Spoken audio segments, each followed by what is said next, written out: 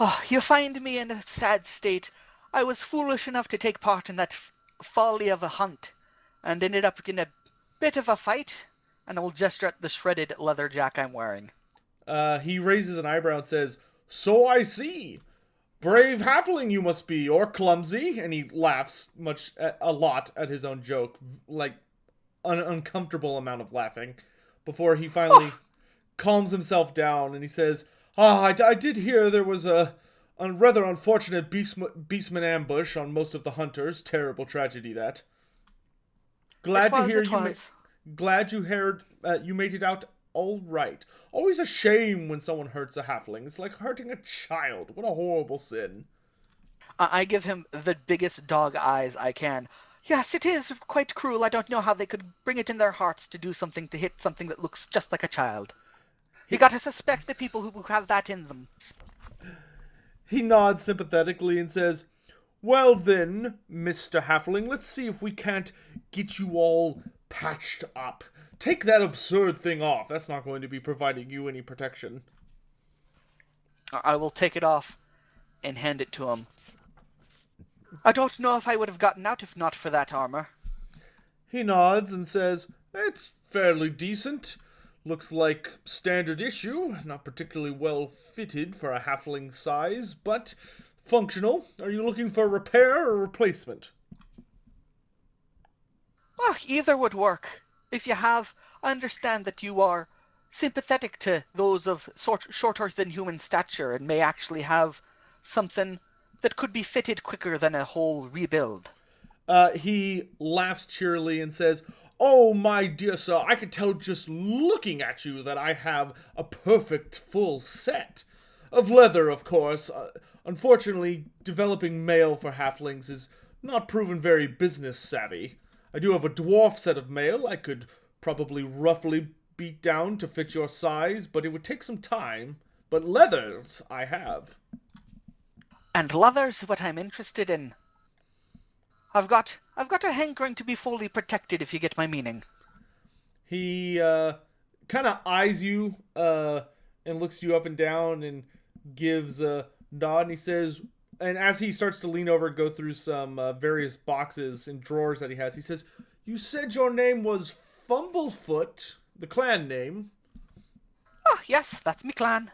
He says, "Interesting. I'm not aware of a Fumblefoot clan here in Jettenberg. Did you recently move?" Oh, yeah, I'm from out of town and I will flash my Bogenhofen badge on my uniform. He raises an eyebrow at you and he says, "A watchman, you so. It wasn't clumsiness, it was bravery. Very I am uncharacteristic."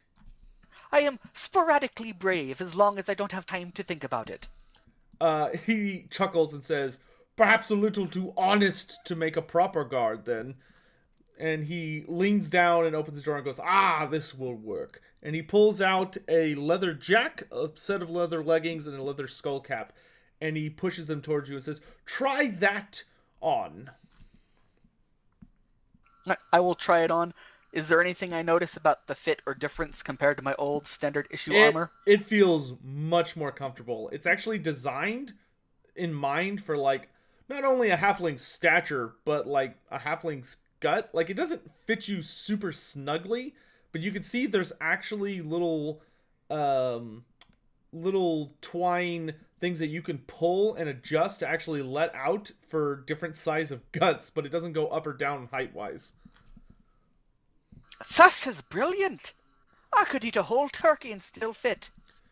He nods and says, "Of course, if you'd prefer something a little more exotic, but would provide you with a little more defense, I do have a rather special piece."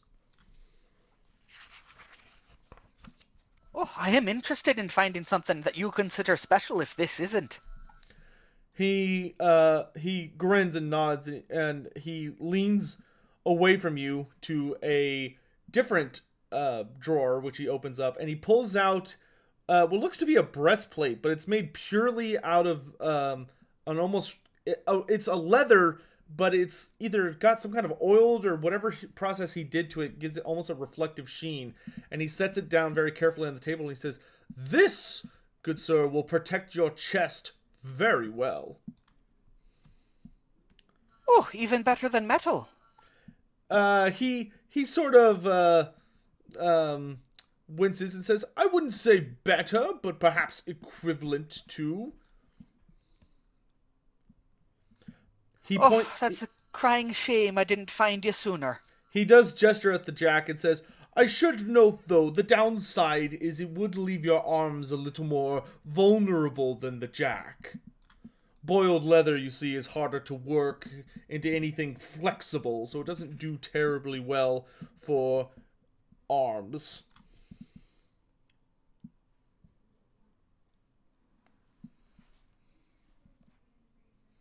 Um, well, I was just about to say that it's a shame I didn't find you sooner. 'Cause before, when I first got into Jettenberg, I went ahead and got a breastplate commissioned at a smithy. He raises an eyebrow and he says, "As in plate?" Yeah, I was thinking of going up in the ranks, as it were. Uh, Seeing if I could get a higher position, and they usually want better equipment when you do that. He laughs audibly and says, "Well, if it doesn't ruin your mood, I will say that although plate is notably more expensive than this piece would have run you, it will provide you more defense. It is more difficult to pierce through plate than boiled leather. Slightly, but noticeably." It probably won't look as fine either. He does nod and says, "That being said, a leather jack would fit much more snugly under a breastplate. Of actual plate, I should say." Yes, I think I'll sadly forego this, though if I ever meet another halfling who's in need, I'll make sure to mention your name and send him your way. He nods and says, "That would be most appreciative." And he puts away the boiled leather and looks at the armor and says, "Will this be all, then?" Oh yes, that'll be it. He nods and says, "Now, I should let you know that my prices could be a little unconventional. Unfortunately, you're not local, so I don't know if my usual rates will be able to be applicable to you, but traditionally, I am quite fond of trading for certain delectables from the halfling clans around here, but I'm afraid it sounds like you don't have a kitchen, so we may have to use a more traditional means of arrangement." It is true that I don't have my own kitchen here. It's it's been weighing hard on me. He nods sadly and says, "What a tragedy for a halfling. In any event, will you be paying by coin then?" Hmm.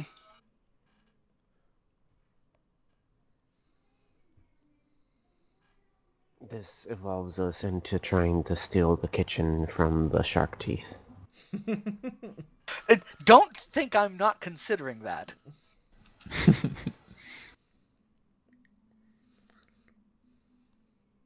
I think, let me hear how it is in coin, though I'd really like to try to make you a sweet of Aunt Bertha used to do. He wobbles more than nods and says, "That does sound delightful." And he kind of drums his fingers as he thinks for a moment, and he says, "I'm willing to part with the full set, let's say for 40 brass." Wait, hold on a second. I was like, done! Sorry. I run out of there. 40 silver. I was looking at the wrong side. No takebacks. I would say that's a lot, but I will glance at my ruined armor. I know the value of these things these days. And you know what? Here's the 40 silver, and I have a feeling that if I run into trouble, I'll be heading back here. So I'll say this. When I head back to visit you, I'll bring you a sweet. He does clap his hands together audibly and says, "That would be most welcome. And if you ever find yourself in need of replacement parts, I hope you'll come by." I very much will, Aldwin. I will hand him 2 crowns.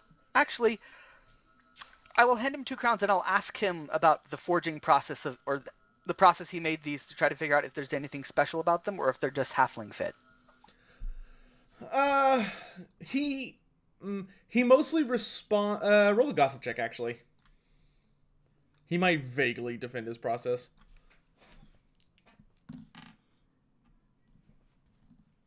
No, he'll break for you.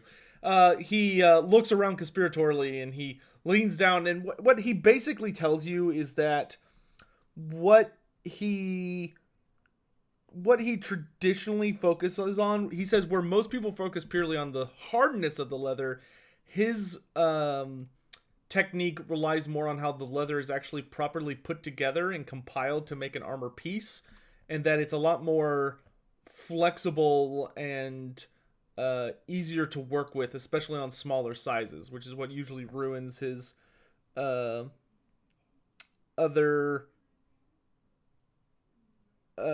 compatriots' attempts. Ah, you are a keen man, I can tell. And he does tell you if you're ever looking for something a little more high quality, he can provide that as well. He does specialize in more exotic, made types of armor.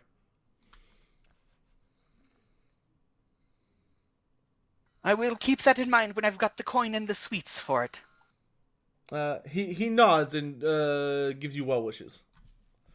Alright, I will leave and take up less of everyone's time. That was Alwyn? Yes. Alright, Sotek, I just want to buy 2 crowns worth of spices. Accepted. I will... And I will head back to the inn. Cool. I will let you know how many spices you got for that later. Alright. You all make your way back to the Hairy Troll Inn, and it's getting towards dusk at this point. It's a little ways into it. And most of the patrons have left by now. It's really just the 4 of you. The couple is still there over by the fire, which is now lit. And there is 1 table that has 3 people sitting around it. They look to have probably been associated with the hunt because they've got a couple of cuts and bruises for their trouble, but for the most part look intact and seem to be bragging to each other about their bravery when dealing with freakish dogs.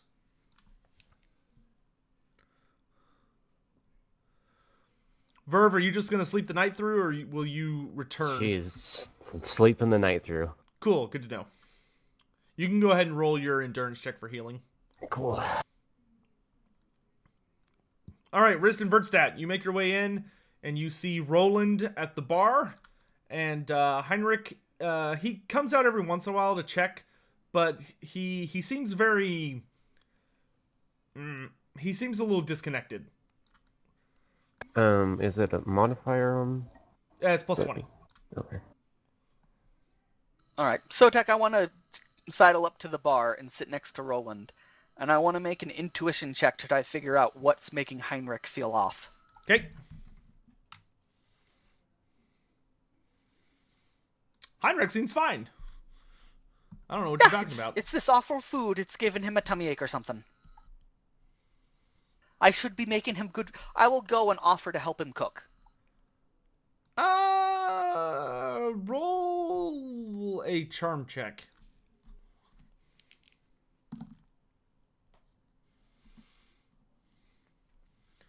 He looks surprised at the offer and says, "Oh, no, I couldn't possibly ask you to."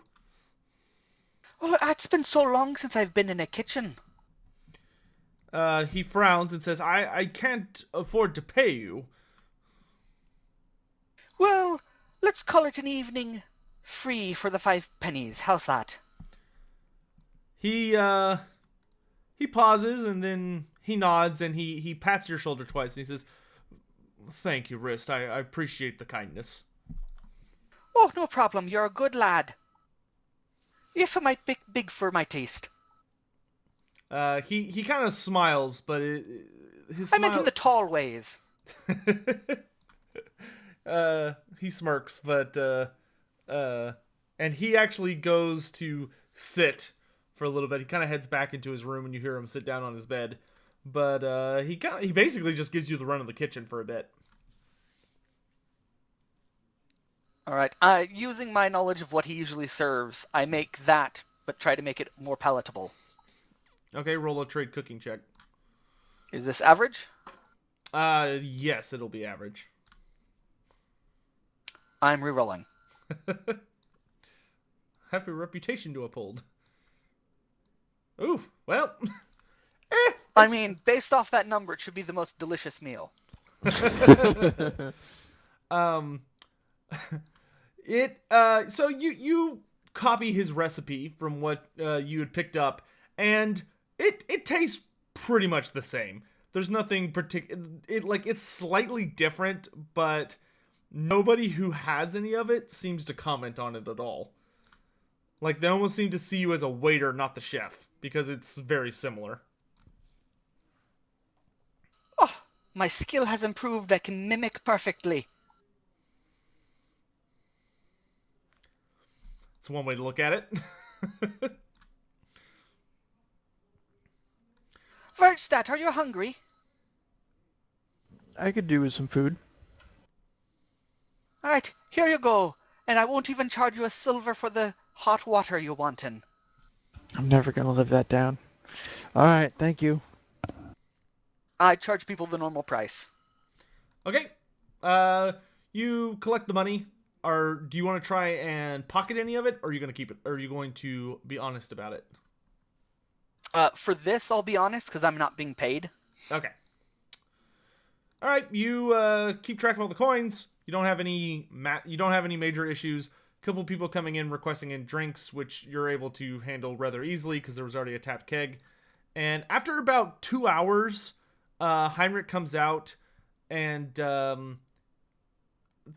there is he doesn't talk very much, but he thanks you for helping him out, and his voice almost sounds a little hoarse, but he thanks you for helping, and politely shoos you back out to the regular area. All right, I will point to where I was storing the coins. He thanks you again and puts them away properly. Right, well, Roland, Verdstat, it's been nice, but I think I'm going to be headed off to bed. It's about that time, isn't it? One of y'all should probably tell Roland where you want him to meet y'all in the morning. Right. So Verstappen will say to Roland, so how about just when you wake up in the morning, come here and we'll be waiting. Sounds fine to me. Got nothing else going on. All right, and maybe we'll get back to Hagerdorf and you can sign on up.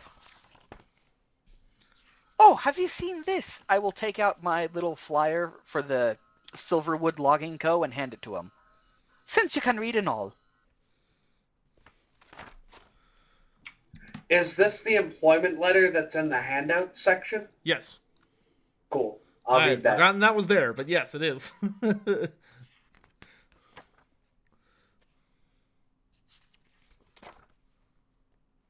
Alright, and Verstappen will go to bed after bidding Roland a good night. Okay. Gosh, I'm forgetting his name. Heinrich does mention to a lot of you that you can pay for your rooms in the morning. And he seems to kind of drift to bed rather early.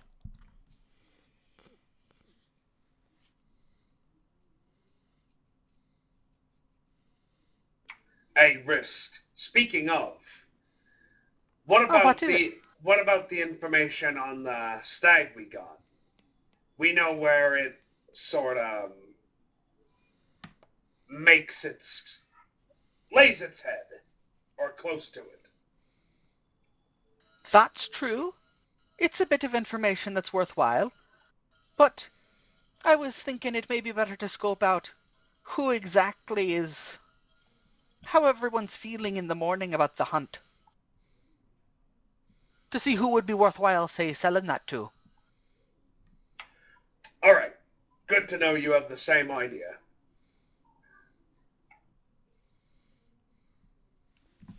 Alright. Unless anyone wants to do anything else, the night passes without incident.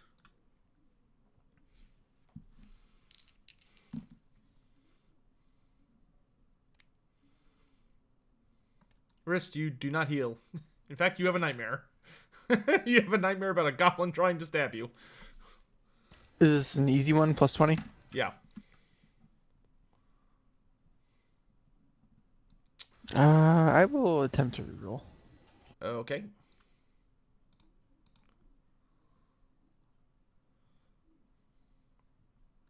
That's your toughness plus 20?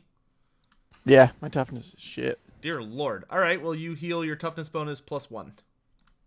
Woo! I am full, by the way. Cool. All right, morning comes. Yep,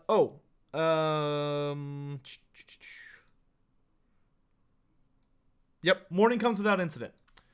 All of you awaken. You're feeling much better, refreshed, yada yada. The sun is peeking over the horizon. I will wake up, head downstairs, and regale everyone with my terrible nightmare of a goblin murdering cake. As I sat there hungry. Roland, will you want to get there early in the morning or wait till later? I'd be fine heading there early. Okay, so Risk, by the time you come downstairs, Roland's already there. Yep, I'll be up early. Yeah, I figured. You do notice that Heinrich is nowhere to be seen, but beyond that, things are normal. Alright, I'll be the last one down, it looks like. It was terrible. He had these dripping poison ugly things and he kept stabbing the cakes and pies. What have I wandered into? And every time he stabbed the pie, spiders came out. It was the worst. And then he threw some into a crevice. Or crevasse. Whatever those things are called. The big gaping hole. And the bigger one emerged? I woke up before that, but I'm pretty sure it was coming. It was awful, I tell you. But how was you doing, Verdstadt? Were you feasted upon, as you say? I check myself. You feel fine. I feel normal, Wrist. I think I'm okay. Oh, right. Definitely was the harpy's nest then. Yeah, I think so. For if you remember what time we were meeting Hugo? I don't recall a time being set. There wasn't. He just said he would be at the academy. Well, I think we should just show up there and see if he's already there. I think we should show up in front of the academy. Yes, so the three of you can go in, and I will wait outside as I did last time. About that. So, yeah, do you want to tell him, Roland? Tell her. So, I think you might have a bit more of an entertaining flair, but I can tell it as it is. Verv will probably appreciate that. Especially considering flair in this circumstance is not something that is to be elucidated upon. I'm just going to make it simple. I'm going to point over to Verdstadt. This one asked for a dirty book, and it got the guards coming in. I don't think we're going to be welcome. I quirk my head. A dirty book. His words, not mine. You mean like a dusty tome? Licentious origin. I thought it'd be less risky than asking for a magic book, Verv. Isn't that place a public place? Yes! Yes, but, libraries, they always have a hidden section. For magical tomes? I was checking. It was worth a shot. No, it was not worth a shot. Yeah, I didn't expect the guards, I'll admit. No one ever does until they come. That's right, we're sneaky like that. Well, did they throw all of you out? We all left. So, Throw yeah. us out. We were more asked to leave. I'm pretty sure I was impugned by being in his company. They even told Roland off and said he shouldn't associate with the halfling. Honestly, it's like everything Vertstad did stuck to me.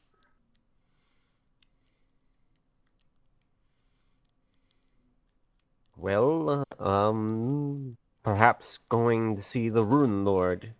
He seemed to have been the one to make inroads in that establishment.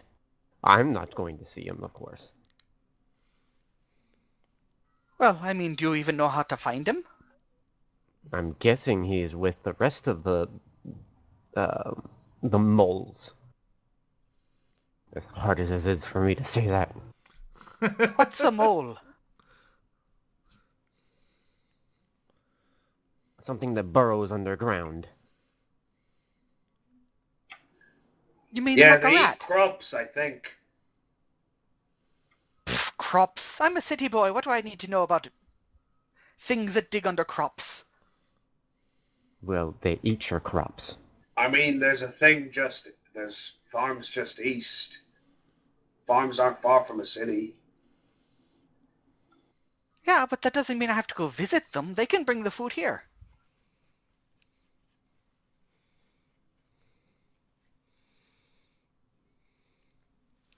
Anyway, Also, Vertstead, are you wearing your new robes? Yeah. Okay, just noting. And Halfling, are you wearing your new armor? Yes. Okay. All right, what's the plan? send these three to find the dwarf. You know what? We could just wait out front if he's showing up there to meet us. Like we did with that messenger. Sounds fair enough. Oh, at this point, all of you hear a little bit of noise, and Heinrich comes walking out of his room, moving slowly. Ah, good morning, Heinrich. He looks up, and you can see that his eyes are kind of red, but he nods and says, yes, good morning to you lot." Anything the matter, Heinrich? He We didn't pay him. I didn't pay him. That must be the matter. I will go over and hand over my coin. he kind of just looks at the money, and he lets out a sigh and puts it down on the bar, and he sits and he looks at Vertstad, and he says, "I'm sorry, I shouldn't be saying this, but I've had a hard day." Go on. He reaches down below the desk, and he pulls out a piece of paper, and he opens it and kind of looks at it and shakes his head, and he says, "I told you that I lost my wife, a little ways back. Well, Yes, I remember. He looks at the paper, and he seems very distraught, and he kind of pauses to take a deep breath, and he says, "I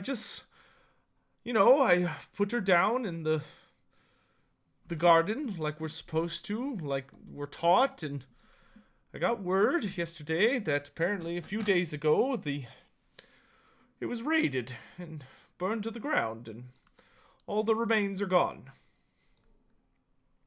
I see. That is terrible news, Heinrich. What do you mean the remains are gone?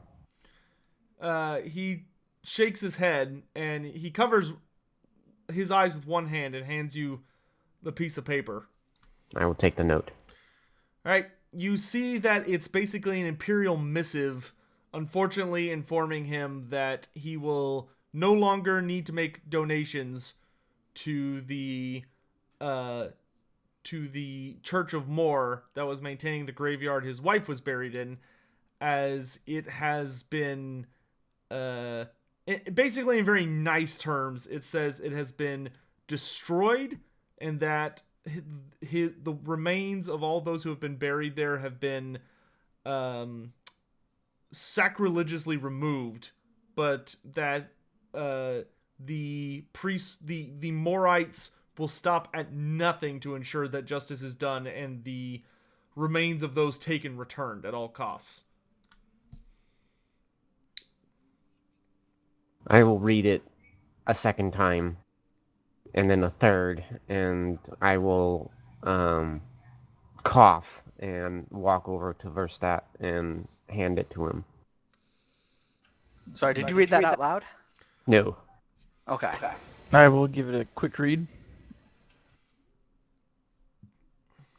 Heinrich, do you have any other family in town? Anyone you can go see? He coughs politely, and wipes at his eyes and sits up straight and says, "No, I'm sorry, lass. I need to make sure I'm here for the day. As long as the people who are from the hunt are in town, it's important I try and keep things open." Where might I inquire as to where this graveyard was? He nods and goes, "Oh, sure, lass. It's about 2 days south of here. It's a little bit of a journey, but it's where most of the Jettenberg's folk get buried. At least those of us who are, on the bottom rungs, the commons. But people have been buried there for generations. My folks were buried there. Her folks were buried there. I can't imagine who would do this.